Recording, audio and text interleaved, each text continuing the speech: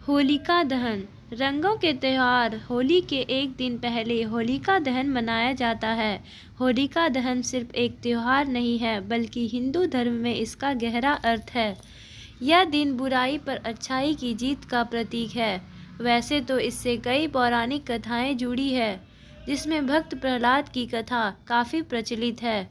देश के हर एक कोने में होलिका दहन बहुत ही हर्षोल्लास के साथ मनाया जाता है। इसकी कई प्राचीन मान्यताएं और विशेषताएं हैं। इस वीडियो में हम होलिका दहन क्या है और यह क्यों मनाया जाता है आदि के बारे में विस्तार से जानेंगे। क्या है होलिका दहन? होलिका दहन को छोटी होली के रूप में भी जाना जाता है, जिसे होली के मुख्य कार्यक्रम से एक दिन पहले मनाया जाता है। होलिका दहन बुराई पर अच्छाई की जीत की कहानी है। इस दिन लोग लकड़ियों को एक साथ एकत्र करके एक ढेर तैयार करते हैं, जो होलिका की चिता के रूप में दर्शाया जाता है।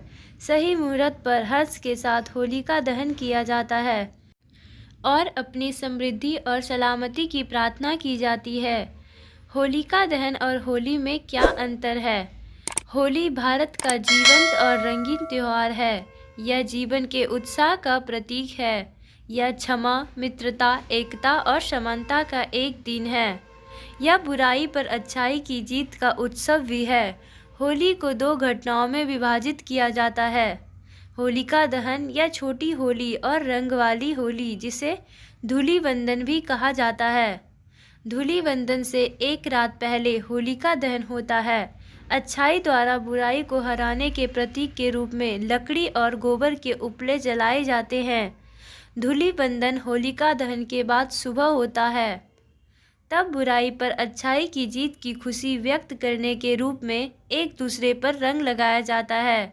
होलिका दहन में से एक बड़ा दहन कुंड बनाया जाता है और लोग इसमें घी, लकड़ी और खुशबूदार गुब्बारे डालकर उन्हें आग लगाते हैं।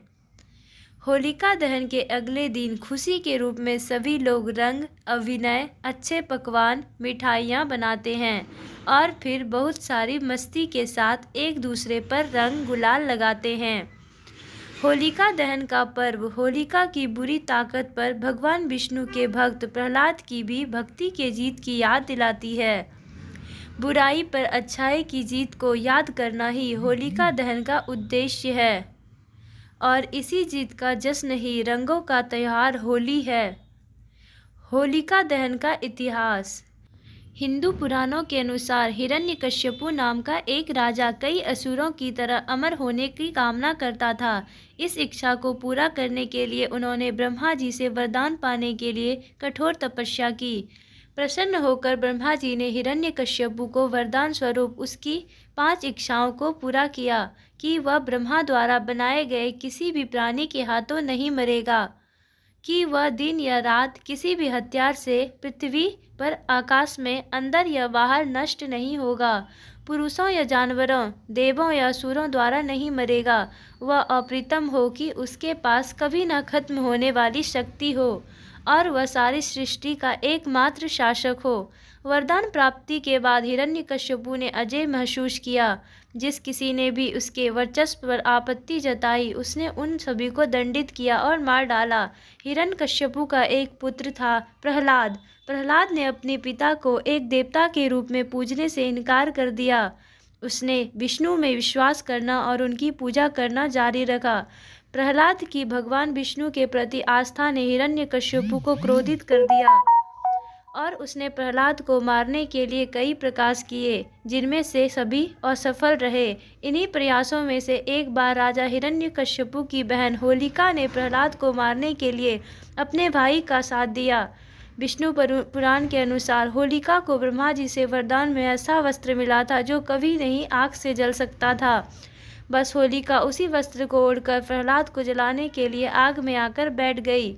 जैसे ही प्रहलाद ने भगवान विष्णु के नाम का जाप किया, होलिका का अग्निरोधक वस्त्र प्रहलाद के ऊपर आ गया और वह बच गया, जबकि होलिका भस्म हो गई। मान्यता है कि तब से भी बुराई पर अच्छाई की जीत के उत्साह स्वरूप सदियों से हर वर्ष होलिका दहन मनाया जाता है।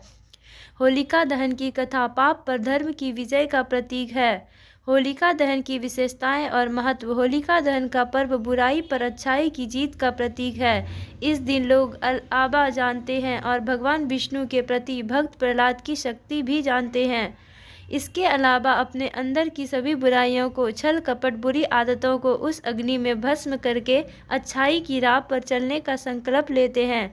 जिस प्रकार प्रहलाद की अच्छाई के सामने होलिका जैसे बुराई जल गई, उसी प्रकार लोग अपनी बुराइयों को होलिका की अग्नि में जला देते हैं। पारंपरिक मान्यताओं के अनुसार होलिका दहन से पहले होलिका की पूजा की जाती है। अब यह सवाल आपके मन में ज़रूर आएगा कि होलिका तो असुरी थी, फिर उसकी पूजा क्यों? हालांकि होलिका असुरी थी, लेकिन ऐसा माना जाता है कि होलिका को सभी भयों को दूर करने के लिए बनाया गया था। वह शक्ति, धन और समृद्धि का प्रतीक थी। इसीलिए होलिका दहन से पहले प्रहलाद सहित होलिका की पूजा की जाती है। इस दिन पूजा करने से व्यक्ति को अपने जीवन से सभी तरह के संकटों से मुक्ति मिलती है। इस समारोह को समर्पित अलावा जलाते समय एक होलिका दहन मंत्र का जाप किया जाता है। शांति और खुशी बनाए रखने के लिए भक्त होलिका की आत्मा का सम्मान करते हैं और प्रार्थना करते हैं। पानी के बर्तन के साथ 3, 5 या 7 बार अलाव के चारों ओर घूमकर प्रार्थना समाप्त की जाती है। फिर अंतिम परिक्रमा पूरा होने पर भक्त बर्तन खाली कर देते हैं। परंपरा का पालन करते हुए जब लोग परिक्रमा पूरा करते हैं, तब अलाव से आने वाली गर्मी शरीर में बैक्टीरिया को मारती है और इसे साफ करती है। होलिका दहन की रस्म के बाद श्रद्धालुओं के माथे पर तिलक लगाया जाता है। मौसम की पकी या भुनी हुई फसलें खाई जाती है। कुछ भक्त कुछ होलिका की राख भी अपने घर ले जाते हैं, क्योंकि उसे शुभ माना जाता है। होलिका दहन के लिए रंगों का चुनाव और उनके महत्व। होली के इस उत्सव में लोग एक दूसरे पर रंग फेंकते हैं और इस प्रकार एक दूसरे का विश्वास और भाईचारे का संदेश देते हैं। रंगों का चुनाव होली के उत्सव में बहुत महत्वपूर्ण होता है। इस त्यौहार में जो रंग चुना जाता है, उसका अपना एक महत्व होता है।